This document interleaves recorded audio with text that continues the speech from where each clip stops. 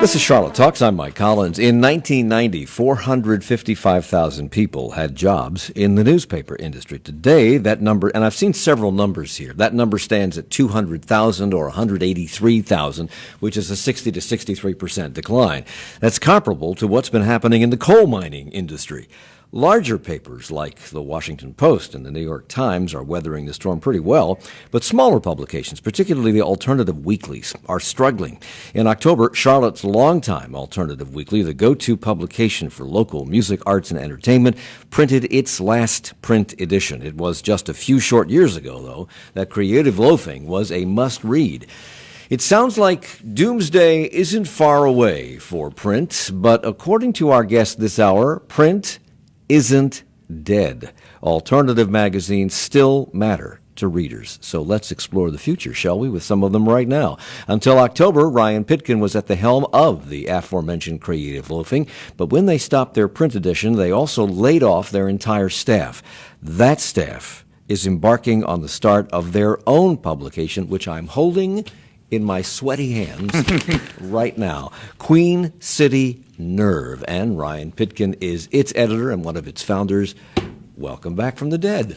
Absolutely. My hands are still a little bit black and will be black later today because I've been delivering papers all Well, it the does last 2 rub days. off on your fingers. It does, especially when you're holding hundreds of them. Now, Ryan Pitkin is here. Emma Way is the editor of Charlotte Magazine. She is also with us. Good morning to you. Good morning. And Herb White is the editor of the longtime Charlotte Post. Welcome to you as well. Thank you. Good morning. Good morning. If you'd like to join our conversation, you can do so at Charlotte Talks at WFAE.org. Get to us on Facebook at WFAE. Get to us through Twitter at Charlotte Talks. You can also watch us on Facebook Live. Those numbers that I just read off, which are changing every day, I suppose, the decline in the number of jobs in the print industry nationwide seem pretty dire. We've certainly seen a decline here, both at your paper, your former paper, and at the Charlotte Observer. There seemed to have the Creative Loafing debacle seemed to have happened really quickly, overnight, and without warning. Did it seem that way to you inside the publication? It did. There were sort of signs of it coming, just sort of odd things that were out of the norm, telling us to back up all of our templates and this and that and all of our content onto servers from past issues onto other hard drives. That was a little weird. But always our speculation was that maybe he was going to sell it to someone else, and we'd still have another chance to maybe regroup, maybe do an overhaul even, but not. We didn't see really that coming where we went to print one day and 5 minutes later knocked on the door and told us it was no more. And just pack up your things. Right, absolutely. When Creative Loafing released its last print edition, it was followed by that announcement that they would continue their mission online, laid off the entire staff. So how do you produce a publication online with no staff? That's a good question, and that's something I'm looking forward to seeing in the coming year. But I can't really speak to it. I wouldn't want to try. So it's no secret, I suppose, that in the last several years of Creative Loafing, it was kind of a pale version of what it used to be in its most robust years. And we've watched newspapers around the country go through this whole situation, too, particularly some of the mid-level papers in towns our size, not the Washington Post, although I'm sure they've gone through their struggles as well. What is driving this? Why don't people want to read? Why don't they want to hold this in their hands and read it? To be honest, and I don't want to just take over the whole conversation. You guys can definitely pitch in your ideas on that. Okay. But you're the victim, right? So. I don't want to play victim anymore. I'm excited about this week, but no. To be honest, I don't think that's necessarily true. What's the thing is, advertisers just don't believe in it anymore, and people are still picking it up. And you can look at stats, and you can even look at certain people have done studies over foot traffic for retail stores who do advertise in print, and you can put that in front of them, and a lot of them just don't think it's effective, and they'd rather be online. And what's driving that? Is that young people who media buyers, advertising agencies, people at retail locations who are also probably young and just don't think that anybody reads a printed publication anymore? Is that what's driving that? I think so. It's a misperception? Yeah, I think it's almost like a self-fulfilling prophecy. I think once you get that narrative going, and that's not the only thing. There's other aspects, obviously, when it comes to alt weeklies. There's the ending of the classified sections played a big role, and this and that. But I do think some of it is a misconception, and some of it is a narrative, a self-fulfilling prophecy, to where it's just that's the story that people know, so that's what advertisers are going to believe in. Herb White, I'm not sure that the Charlotte Post qualifies to be an alternative publication. It is a newspaper that hits a particular segment of the population and covers stories that perhaps would not get covered if you guys didn't do the legwork and cover them. But what has been the impact of this move away, or this impression that people don't read anymore? What has it been to your advertising staff, or your advertising what's the right word? I wonder the amount of advertising in the publication. What's it been to that? What's the loss of classifieds been to you? Well, it's a little different with us because what we do hasn't really changed in terms of what we cover, how we cover it. We still have a very loyal, long-time base of readers. However, it is getting older, and you are now in the position of having to gin up new readers. And so it's kind of a transition thing as far as we're concerned, where you have this core group that's now getting up in years, but you have to keep it going. And so you have to kind of shift gears. And technology has opened the door for us in many aspects, because now, in addition to what we do in print, we also have that digital aspect now, where we can go out and get that segment of readers that we may have missed in the past. And so for us, it's all about numbers, and we use those numbers to go to advertisers and say, look, this is what we're reaching. And with the Post, print is still where it's at as far as advertisers are concerned. Okay. So for us, it's kind of a thing where we can leverage technology to boost our antiquated old print edition and still drive numbers. You're not helping when you say antiquated old. Well, to a lot of people, it's antiquated, because you do have a certain segment of folks out there who have never picked up a print edition of anything. And so for us, it's all about trying to reach them. And when it's almost like planting a flag. And when you brand it, people will go to that brand. Right. And paper is where they go. Creative Loafing had their crisis at the age of 31. The Charlotte Post has been around for a long time. We'll talk about that in a second. You've been around at Charlotte Magazine, Emma, for 50 years. I didn't know that. 50 years is a long time. Yeah, we celebrated our 50th anniversary this September. But I think that magazines have continued to get more innovative, and print publications have too. Have you faced some of the same pressures that non-glossy publications, print, daily, weekly papers have faced in the magazine business? Challenges, yes, but I think that with the print publication, we're just trying to reach new people through podcasts, through events, through we have a Discuss CLT series where we talk about important topics happening in Charlotte. So I think you just have to be a little bit innovative. But you know, if you look in the book industry, ebooks didn't do away with books altogether. I think that was sort of like a fad and sort of a hot topic, and everyone likes to say, oh, print is dead. But I don't think, physical books will never, we'll still have libraries. We'll still have a physical book to hold. Ebooks, audiobooks aren't replacing that. Yeah, but, with books, you can read them on a Kindle, I suppose. And that's a decent-sized tablet, about the size of a book, so it feels kind of the way a novel should feel. It's not in your It's hand. not the same. It's not the same, no, but it feels, it's kind of the same size. But most people are now getting a lot of their news on their phones. Mm-hmm. So that's completely different. I don't know whether you have an app that lets you read articles in the Charlotte Magazine on your phone or not. I guess you could do it on the internet. Yeah, just on our website.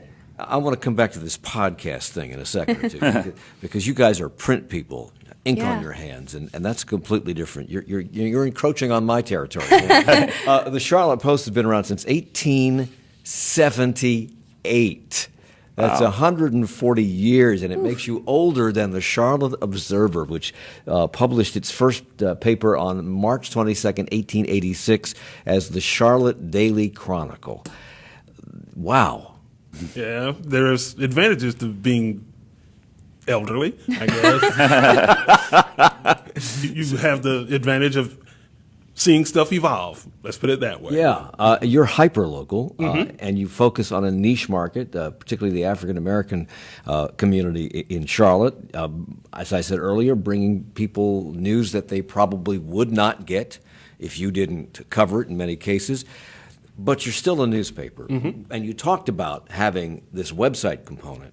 Where do you where's the balance point? It's kind of tricky because we have moved to the point now where we consider ourselves a communications company, not a newspaper. We too have podcasts. We also do social media, all the other things that even a YouTube channel. And so to us, if news is breaking right now, we can cover it right now, get it up onto the website and all the other things that everybody else can do. And that's what I'm talking about in terms of technology and leveraging it. We have to take a break. When we come back, I want to talk about that because the balance point not only is where you find a balance between the print and the other aspects of delivering the news, the other platforms, but also when you make a decision to stop with this print nonsense. My words, not yours. We're coming right back at Charlotte Talks on WFAE.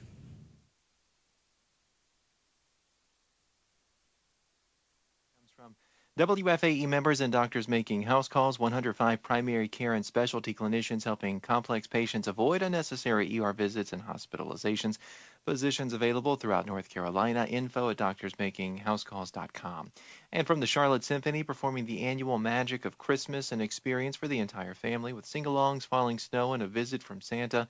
December 14th to 23rd at Night Theater. Info at charlottesymphony.org. We'll get right back to the show in just a moment. You rely on Charlotte Talks for important conversation about what's going on in your community. We rely on you to help pay for everything else that we do at WFAE. Consider supporting Charlotte Talks right now during this year-end membership campaign. Give online at WFAE.org or call 704-549-9000. Thanks, Mike. It will only take a few minutes of your time when you go to the website or give us a call and make your contribution in any amount. Will your budget allow for a $5 a month donation to WFAE, or how about a $10 or $15 a month? If so, great. We'd love to hear from you. We will take those dollars and turn them into future conversations on Charlotte Talks. And we've got thank you gifts at every sustaining member level as well. You can check out all the gifts at WFAE.org. I'm Marshall Terry. Joining me in the studio is Megan Batchelor. Hey, Megan. Hi, Marshall. Thanks for joining us for Charlotte Talks today. We are waiting for you to join us as a member of this programming. Charlotte Talks celebrated its 20th anniversary this year. We are so proud of the programming that we produce every single weekday here on Charlotte Talks. We know that you enjoy it. I always tell everyone that Charlotte Talks was kind of my crash course into life in Charlotte when I first moved here. If this sounds like you, if you are a Charlotte Talks fanatic, we are asking you to support this programming with your contribution. 704-549-9000, WFAE.org. We have a goal of $2,000 this hour of Charlotte Talks. With several contributions in already, we have $1,410 to go. I want to say thank you to Leslie and Michael. They say they have a long commute and WFAE is the only thing that gets them through that drive. Also, thank you to Georgine in Hickory, Angelina in Charlotte, and Elizabeth in Charlotte. We would love to thank you next with your vote of support. 704-549-9000. We often hear stories from listeners about keeping those listeners company on long commutes. Sure. If that sounds like you, we need to hear from you. Yep. What is that worth to you? $5 a month, $10 a month? If you can afford to do a $15 a month donation, we will happily send you the new Charlotte Talks umbrella. You can see a picture of it online at WFAE.org. If you can be slightly more generous, $20 a month, we will send you the Charlotte Talks t-shirt. Check out that and all the other thank you gifts at WFAE.org, or give us a call, 704-549-9000. Of course, we're talking about sustaining memberships here, Megan, when listeners decide to give a monthly amount. And when we do hear from you, actually a gift in any amount, sustaining or not, we will enter you into the drawing for our Winter Wonder gift card bundle. More than $3,000 worth of gift cards from area businesses if we hear from you with a pledge in any amount at 704-549-9000 or WFAE.org. You can go to WFAE.org and see some of those vendors, some of those people who have given us gift cards. We've got 4 tickets to go see the Charlotte Ballet's Nutcracker. We've got passes to Daniel Stowe Botanical Garden. We've got $250 in gift cards to the Antiquarian, a local jeweler. Taylor Richards and Conger. There is a TV in this package. It is a wonderful bundle of items. You can be entered to win this entire bundle. The only way you'll be entered is if you contribute now. 704-549-9000 or WFAE.org. Of course, sustainers are already entered into that raffle. If you make an additional contribution, a one-time contribution, or if you increase your sustaining membership, you are entered again into that raffle. Would love to thank you next. 704-549-9000, WFAE.org. Going back to the programming, let's hear. It's Charlotte Talks on listener-funded 90.7 WFAE and 90.3 WFHE. I'm Mike Collins. We're talking about the future of print, the health of alternative print journalism, particularly here in Charlotte with Ryan Pitkin, the former editor of Creative Loafing, and now the proud daddy of Queen City Nerve, the first issue of which came out yesterday or today? Yesterday. Yesterday. It's still coming out. I'll be leaving here and continuing deliveries. And this is sitting on my desk here. Is this photograph you as a child? Is it? No, but I think it's a little girl, but I just love her little smug face. Yeah. It added to the whole message. She's a paper girl. Yes. Yeah, back in the really old days. Back when 1878, probably, when that could be the Charlotte Post she's talking. Who knows? Herb White is here. He's the editor of the Charlotte Post, and Emma Way is editor of Charlotte Magazine. We're going to talk about all of this what print publications are facing. And you mentioned just before the break, Herb, that you described your company no longer as just a newspaper company. You called it a media company? Is that right? Communications company. Communications company. If you go on the website of the Charlotte Post Publishing Company, it says you are a multi-channel network of print, digital, and social media marketing platforms. Does it matter to the company? Does it matter to you? Does it matter to the people writing who got into journalism because they wanted to write for print publications? Does it matter which platform is the strongest? No, because You're talking as a publisher now. no, I'm talking as an editor. But my boss, the publisher, probably would agree. But to me, the written word is the basis of all communication. If you're in TV or radio, you're reading a script more than likely. Mm-hmm. If you're at a magazine or a newspaper, then obviously you are at a keyboard pounding out a story. So to us, the written word is the basis for everything that we do. So when we say we are a communications company, yes, we are, but it's all built around the written word. Of course, we do video as well, but by and large, the print is where it's at for us. What about the magazine? What about Charlotte Magazine? You also have a website. What's more important, that you succeed on the web or that you succeed in print? We are definitely a print magazine first, but the website definitely helps enhance that because we can report on news that's happening, that day instead of waiting a couple months for the magazine to come out. It requires quite a bit of lead time. But then doesn't that cannibalize your magazine? If something really interesting comes out that you're going to put in the magazine when it comes out at the end of the month or the beginning of the month, and suddenly you have this information in your hands and you put it on the web, why should I get the magazine? Well, we do mostly web exclusives online, so we don't overlap a whole bunch. So we save our print stuff for print magazine first in general. Now, I went through your website at Queen City Nerve yesterday because I think it went online yesterday, and that was before I had a copy of the print. And I've noticed one thing, first of all, the website does not come off on your fingers. But there's a lot of the articles in this paper that I'm holding are on the web, but not all of them. Right. Well, Is that by design? As far as most of them, all of them will be. Okay. But a big part of what we're doing here is this is going to be bi-weekly as compared to Creative Loafing, which is weekly. Okay. And we'll be out every other week, and that sort of frees up our staff to really put a focus on the website. So that'll be a difference than at Creative Loafing. It was sort of similar to what Emma said. It was print first.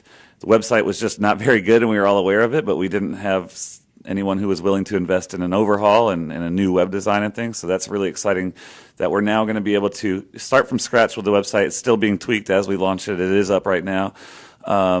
But that's something that we'll be focusing on, doing daily digital content and getting that up. And then as far as when the print paper comes out, that'll be some of the more long form, more complex stories. Since Creative Loafing, Creative Loafing, and certainly your new publication, Queen City Nerve, most likely hits a younger demographic. Right.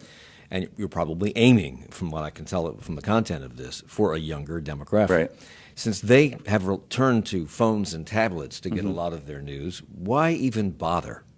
with the print? I mean, this is a lot of work to do this print. Right. Oh, it absolutely is, and it's way more than I expected Oh, my to God. do in 35 days since we were laid off. But the thing is, you've also designed the whole thing. For Right. the very, And that's- the templates will exist going forward. Right. But nonetheless, it's a lot of work to do. it is absolutely. Why and, bother? Because And I'm sorry to interrupt you. And to do it again in a different format on the web, it's not just a matter of taking the content and say copy and paste, Right. although there's some of that, I'm sure. Right. There's a whole different design on the website. Right, there is, and there'll be there'll be daily content as well, working on new articles that'll never see print. But the thing is that from what we talked about at the start of the show is that people do read, and the thing about creative loafing is we never went really below 95% as a pickup rate as a whole on average at all of our jobs. Pickup rate means? Meaning how many papers got read and got picked up. How do you know that? From as an audit, there are companies that come through every however many months and actually audit it independently, but we're also talking to our drivers on a regular basis. How many did you pick up when you dropped off this week? Things like that. And it was a very high pickup rate, and it's the response from the community. People wanted that, are demanding that print. I mean, your publication at The Loaf and with Queen City Nerve is free. Right. How can you object to that? How can Right. anybody not pick it up? Right, exactly. And people love that.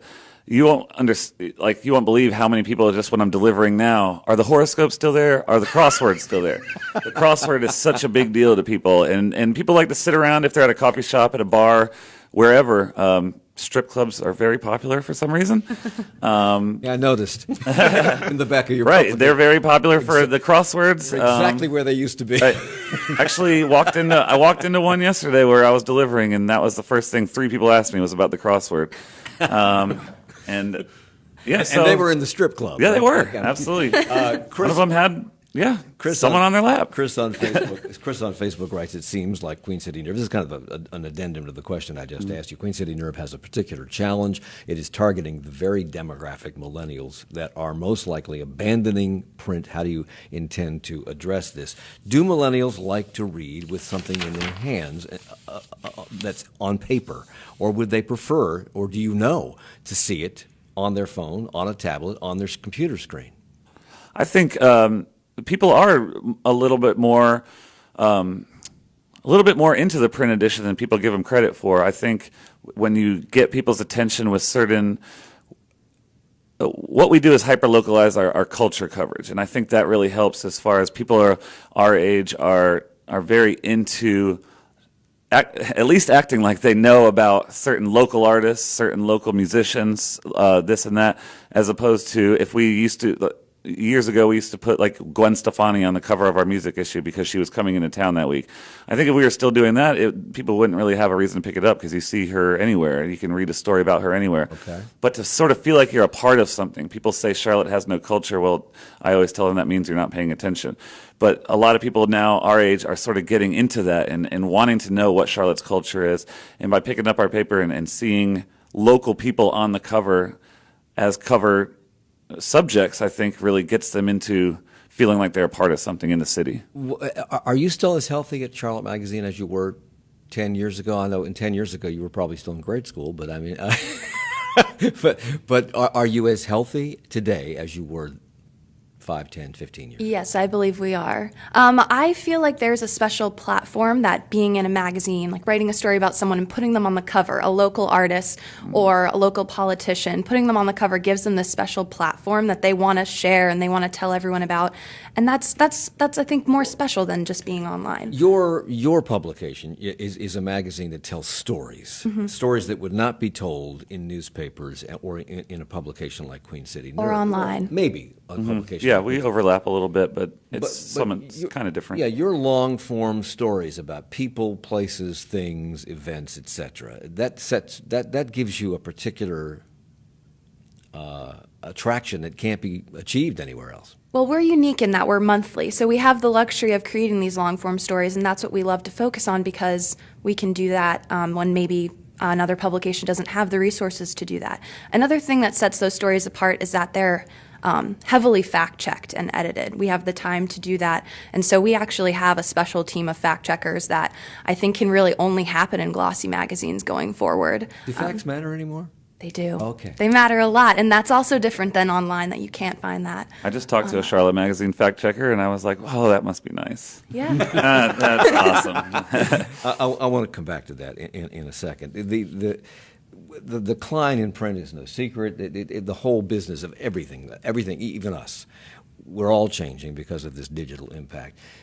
Was this exacerbated or speeded up the decline in print? Did it hasten because of the recession or because of the rise of digital technology and what digital allows people to do instantly and to everyone at once? I think digital had more to do with it than the recession, even though publications like ours took a hit during the Great Recession. And so we all had to go deal with that. But that's a decade in the past now. So what are we going to do next is the question that we're always asking. Did newspapers and other print publications hasten the demise of their printed edition and therefore the staffs that go along with it because of the rush into digital? In other words, they saw this shiny new bauble. We got to get on this train. I'm mixing metaphors like crazy here. We got to get on this train. We got to get on this train now or we're going to die. Yeah. They got on the train. They had no plan about how to monetize it. They had no plan about what to do about the older publication, which supported the new publication, and it began to die. Right. And it's just a self-fulfilling I think you see that prophecy. with the whole pivot to video expression that you hear a lot of whenever you hear layoffs happening in media, whether it even is just digital-only outlets. Even a smaller subset of that is, oh, we're laying off a bunch of our great writers and we're pivoting to video, only to find out that people don't really watch video that much, no matter the demographic. And I think that was hastened along by a lot of things. And then you find, oh, those writers are gone. And nobody's watching our videos, but that's what advertisers want. They think video, so that they sort of run the game, like I was saying earlier. Lemmings off a cliff. Right. I was going to ask you about that later. Lemmings off a cliff. Yeah. Who's the lemming, advertisers or you? Advertisers with a helping hand from publishers, I think, who saw the business model as something new and, oh, well, if everybody's going to this new thing called the internet, we better try to get on it as well. And we didn't bother to do the research to find a way to monetize this new business model.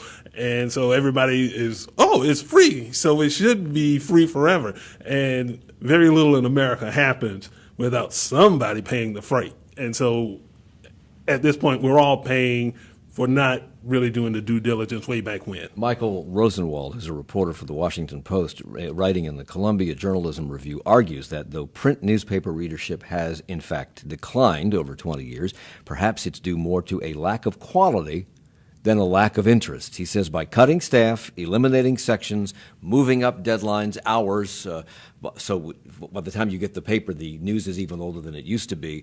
Publishers have communicated that print really is only useful for lining the bottoms of bird cages. Self-fulfilling prophecy? Yeah, would you plead guilty to that at all? No, we wouldn't. And my parakeet would beg to differ. He also likes his fish wrapped in it. But in terms of where we're going with this, I think that print folks have seen the light, and there is more of the long form type of reporting. There's more investigation going on, and so. But how can you afford it? I mean, investigative reporting, which is is the purview of newspapers and magazines, is something that takes a long time and legwork. And if you're printing a daily publication or a weekly publication, that story may not make the news for months. So in the meantime, these people behind the scenes are like hamsters in a cage, trying to find the details of the story, write it, get it approved, get it fact-checked. And meanwhile, the paper has to keep cranking out without their help. How do you afford it? You have to find people that I like to refer to as true believers. You know, these are folks, we all know that you're not going to get rich doing this. But if you believe in the mission is the main thing. And so you have people who are willing to give up a certain amount of time to do that long form type of investigative reporting. It may take a month or 10 to pull these stories together, but you're still working at it while still doing, in essence, your day job. Multitasking in Yeah. a major way. Print in its heyday brought in tons of money in advertising dollars. Tons. It was literally a printing press for money. And I think they saw the dollar signs going forward into digital, but that really hasn't happened. Why do you think that is? That's a good. And all three of you have platforms. I do think it comes down to quality. Online, it's far too easy to type something up really quickly and press post. And so I think that advertisers are realizing that they want to put their dollars into something that's been fact-checked, that has taken a couple months, that someone that maybe has spent months working on this project But published. daily papers put out a paper every day. So they put it out 6 hours earlier online, or they continually update stories online. What's the difference? Well, you still haven't been able to get them to pay the kind of dollars they paid in print for a digital ad. I have 2 seconds. Right. Well, that is the question that needs to be answered moving forward. But it's a good question as far as digital ads. We'll come back to that and more in a moment with Ryan Pitkin from Queen City Nerve, Emma Way from Charlotte Magazine, Herb White from the Charlotte Post on Charlotte Talks on WFAE. Army of Greater Charlotte, serving families in need in the community at Christmas and throughout the year. More information at salvationarmycharlotte.org. And from artist Herb Jackson, whose exhibition Across Time is showing at Heidel Brooks Gallery through December 20th, featured are 24 paintings spanning 40 years. Details at herbjackson.com or heidelbrooks.com. We'll continue the conversation on Charlotte Talks in just a couple of minutes, but first we need your help so that we can continue to bring you discussions on important topics. This is WFAE's year-end membership campaign, and I'd like to ask you right now to make a financial contribution to keep Charlotte Talks strong for another year. Call 704-549-9000 or give online at WFAE.org, and thank you. Thank you, Mike. We have a goal this hour of raising $2,000. Still need to raise $1,410 here in the last 20 minutes or so of the hour to reach that goal successfully. I'm Marshall Terry. Joining me in the studio is Megan Batchelor. It's our end-of-year membership campaign, and we'd love to hear from you right now. That number again is 704-549-9000. Or if you would rather do it online, please do so. WFAE.org is the place to go. Marshall, we know there are some die-hard Charlotte Talks fanatics out there. We would love to hear from you right now with your vote of confidence in this programming, your support for Charlotte Talks. 704-549-9000, WFAE.org. Your contribution right now not only helps us with this goal, not only helps us to keep Charlotte Talks strong, as a radio program each weekday, you help us go out into the community with, some of the conversations we've had over the past year and that we hope to have in future Charlotte Talks live broadcasts. You help make Charlotte Talks an excellent program. We are waiting for your contribution in support of that right now. 704-549-9000, WFAE.org. Again, we've got that Charlotte Talks 3-pack of custom pins that can be yours for $10 a month. You'll be a sustaining member of WFAE, and you will have a pin with Mike Collins' face on it. I really don't know what more you could ask for around the holiday season. 704-549-9000, WFAE.org. Of course, the conversation on the program today is talking about the changing media landscape here in Charlotte and around the country. It's in terms of print publications. We've also made some changes here at WFAE. The broadcasting industry also, of course, if you've noticed our website lately, a lot more content on there. We've added several people to our web staff. We've also added several podcasts to our regular rotation of offerings. The Southbound podcast, She Says, there's Amplifier, FAQ City, all of those powered by your past donations to the station. That's why we need to hear from you right now in order to keep those podcasts going and to add more podcasts in the future. 704-549-9000 or WFAE.org.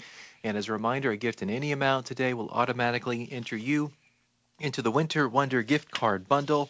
A bunch of area vendors gave us more than $3,000 worth of gift cards for this bundle. You can check out which vendors are in the bundle at WFAE.org. I'll name just a quick few: the Blumenthal Performing Arts, Tyndall Subaru, Divine Barrel Brewery in Noda, the Ballantine Hotel, many others. Check them out at WFAE.org. And a gift in any amount, you will be automatically entered to win that bundle. WFAE.org, 704-549-9000. $1,410 to go to hit our goal this hour. We have to keep on track. We have to keep on top of these goals to meet our ultimate campaign goal. We are waiting on your call. If you think that, your neighbor's calling, that the person in the car next to you, your coworker has already called, the phone is not ringing. We are waiting on your call. 704-549-9000, WFAE.org. Lines are open, friendly operators. It's Charlotte Talks on WFAE and WFHE. I'm Mike Collins. We're talking about the future of print journalism. We have three print journalists with us. Emma Way is the editor of Charlotte Magazine, 50 years old this year. Herb White. The magazine. The magazine, yeah. Not me. The magazine, the editor of the Charlotte Post is with us. Herb White, he's 140 years old. Grampy. And Ryan Pitkin is in diapers because he just I am came one out. day old. He just put out the very first issue of his new publication, Queen City Nerve, which has a lot of the people who were behind Creative Loafing involved in it. And now that Creative Loafing has gone to digital only. We were talking about advertising, how advertising has not seemed to been able to fill the revenue gap created by the loss of revenue in the print side of things for whatever reason. And some people say that it's because digital ads come and go. With a print publication, if I open this thing, Infinity's End is the full page ad on page 3 of your publication. It will be the full page ad in this publication as long as as long as the paper lasts. Right. It doesn't disintegrate. Right. Or I don't line the bird. Or I was just about to say. It will always be there. But on the web, when you go to these publications, the ads rotate like those electronic billboards. They're not permanent. They're not there. And sometimes I've seen an ad out of the corner of my eye on a page, but I'm busy getting the content off that page. And I come back to it later, and because I want to go to that advertiser and see what they were talking about. It's not there. So that's a negative. What are the other problems with digital ads? Why aren't they working for you guys? That's a good one. That's I think all of us on the editorial side of things are the wrong ones to ask that. But why can't you? Now, as a new business owner, it's something I'm learning more and more about. But if the whole world, I'm putting this in quotes now, if the whole world reads on digital platforms now, and they don't read this anymore, why aren't advertisers willing to pay what they paid for a newspaper ad? I think sometimes, basically, they haven't been shown a model that works to their advantage, or at least in their estimation. And so, to me, Is it that, or is it the fact that you can actually click through on a newspaper ad to the actual advertiser if they set it up that way, and they're not getting enough click-throughs? So they think nobody's looking at it. Yeah. well, but now that depends on, is that their problem or is that our problem as media? I think it's entities? both your problems. Right. What do you think? You can't press an X on an ad in a print magazine or in a newspaper. So you really don't know if it's working. You just know that it's getting exposure. Right. That's Yeah. all you know. People can't avoid looking at So it. why aren't they willing to do that? Because you can't avoid looking at some of these ads online either. So why aren't they willing to pay for the exposure, the fact that it was there, whether anybody clicked on it or not? I think that with the rise of new media platforms online that are less focused on like a magazine or a newspaper's website, they're doing new ways for advertisers online, like a pay-to-play kind of model. And so I think that that's kind of hindering maybe advertisers wanting to go to more traditional news outlets. So the three of you are in this print world, and you're in niche publications that serve different audiences with different content. How do you see yourselves fitting into the media landscape in Charlotte with television stations, the Charlotte Observer, us at WFAE? How do you see yourselves? What is your role? Emma, I'll start with you. Well, there's a media ecosystem here, and we need each one of these players. We need the Charlotte Post, we need Queen City Nerve, we need WFAE to all play their role and contribute their little niche content in order to thrive as a whole together. Without one of us, it would collapse. And I think that when people are saying, print media is dying, I think that they're missing a key piece to the puzzle, and that's like the journalists behind it. And all these journalists are like fighting, and I think that they underestimate us sometimes. Right. And as far as the question about our role, as far as the Queen City Nerve specifically and alt weeklies, I think it's a resource for people to look to as far as what's the cool, what are the cool things to do, and who are the cool people doing it, is one of the things. I know people sort of look down on calling it a hipster sort of outlet, but that's honestly what it is, and people want to know who's doing the things that are worth talking about, and where can I go see them do it? And that's a big part of what we do and why we're important, I think. And I want to piggyback on the ecosystem. To me, if you're talking about the hyperlocal publication, it's like plankton. If you're in, I'm serious. If you're in the ocean, you've got plankton. And plankton is the food that powers the whole thing. Smaller fish will eat the plankton, bigger fish will eat the smaller fish, on and on and on. You take out the plankton, the whole ocean dies. Wow. That's our role. So, does it concern any of you at all that you, WFAE, all the television stations, the Charlotte Observer, the networks, the national publications that are all online, we're all becoming the same thing? You used to be a magazine. You used to be a weekly. You used to be an alternative newspaper with a niche. Now you are a paper. You are an online website. You are a television station. You're producing audio podcasts.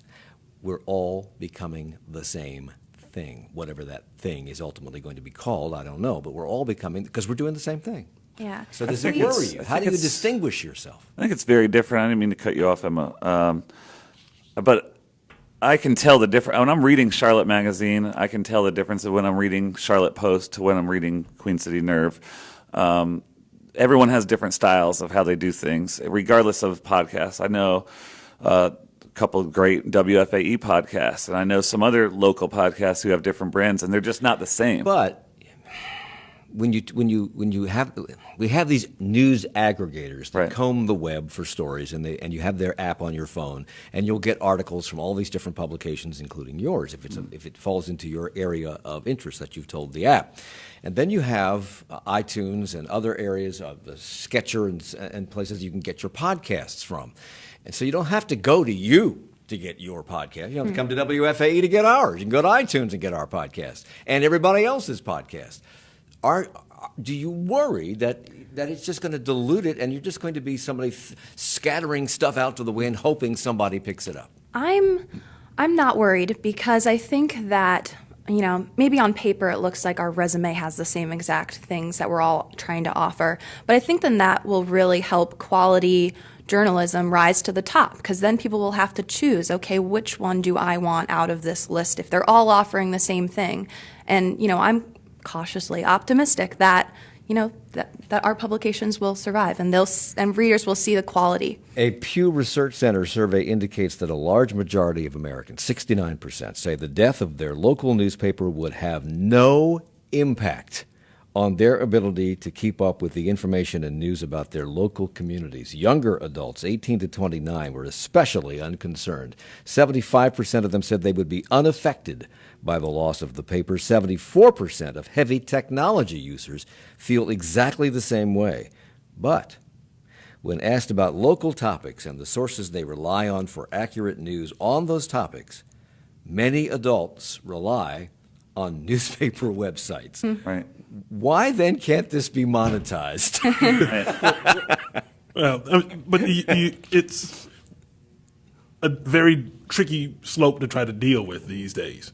Because people will sweep it out. If it disappears, no big deal. But then once folks have a dog in that fight, when you have children who are going to school, when you have taxes that you have to pay, now all of a sudden you're engaged. And to me, that's where media, especially local media, it's an opportunity. And so now you have to be able to convince people this is where you need to go in order to get that information. And just look at the response after Creative Loafing closed. I mean, I don't want to speak for you, but after that closed, people came out of the woodwork and said, "We need this. We'll miss it. The ecosystem won't." It was one of those things that was just overwhelming and sort of drove us to where we are today with Queen City Nerve.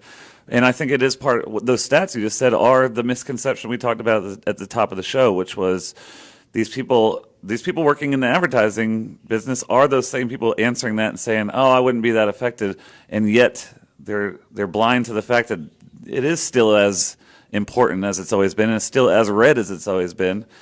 So our job is to convince them that this is still a thing. And this is another statistic that gets back to something we talked about earlier. There's a woman named Iris Chi, I hope I say her name correctly, Chi, C-H-Y-I.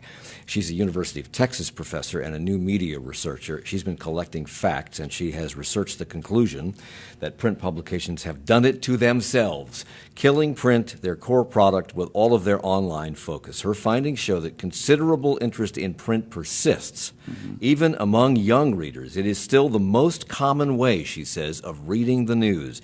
Her findings show that among 18 to 24-year-old news readers, 19%, almost 20%, had read the print edition of their newspaper that week. Less than 8% read it digitally. 20% read the paper, Right. 8% read it digitally.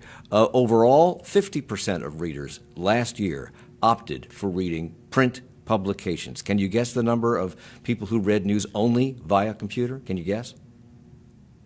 Less than 10. 12. 5%. wow. Close.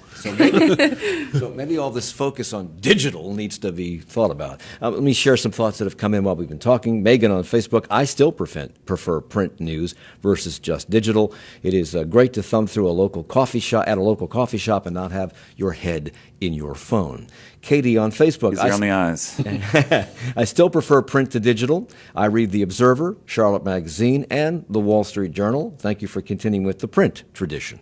Sam on Facebook, I would like to know how they respond to the rise of sponsored content on the internet and how they will combat that.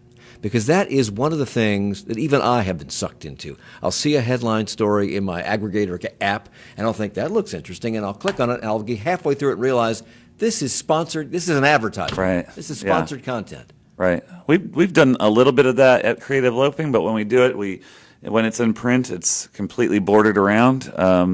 Because, selling an ad is selling an ad, and if you want it to look editorial, that's fine, but we're going to put a border around it and put sponsored content in big letters at the very top. And if it goes online, sponsored content's going to go in the title. We don't do a whole lot of it. We're open to it, but at the same time, it's not one of those, if it happens, you're going to know about it if we do it, because we're not going to, because someone's advertising with us, we're going to come write a feature story about you. Larkin on Facebook says, not all of us young whippersnappers have abandoned print. I subscribe to The Observer, Business Journal, Charlotte Magazine, and so on, and I look forward to perusing Ryan's new handiwork as well. Where can you pick this up, by the way, Ryan? Is it the same places you could pick it up? A lot of the most popular spots, we sort of did an audit and sat down and looked at all the most popular spots for Creative Loafing and are following that model, but it's going to be less spots, but some of the biggest hot spots for it that we know of in Noda, Plaza Midwood on the West End, South End, Uptown, some of your more usual suspects. The Washington Post and British Prime Minister Theresa May have all said that local journalism has become a crisis of democracy, with corporate consolidation and the downsizing of newsrooms. The Post reported on the Denver Post printing an editorial against the paper's owners when they cut staff. They laid off a lot of staff people at the Denver Post, and they wrote this editorial saying, fundamentally, Colorado should demand the newspaper it deserves. Layoffs have led to reporter shortages. Stories fall through the cracks in newspaper in Baltimore. A newspaper layoff led to publishing stories based on press releases from politicians. Right. So we have less information, less accurate information. Are smaller local publications the antidote to that? Yes, I because think so. if nothing else, we will hold local folks responsible and accountable. And so, to me, that is really the lodestar for all of this. You got to be able to hold the local folks in high enough esteem to hold their feet to the fire. Herb White gets the last word. He's the editor of the Charlotte Post. Emma Way is editor of Charlotte Magazine. Ryan Pitkin is editor of the brand new publication born yesterday called Queen City Nerve. Good luck with it. I appreciate it, Mike. I'm excited. I'm going to go back to delivering. All right, and thank you all for the hour.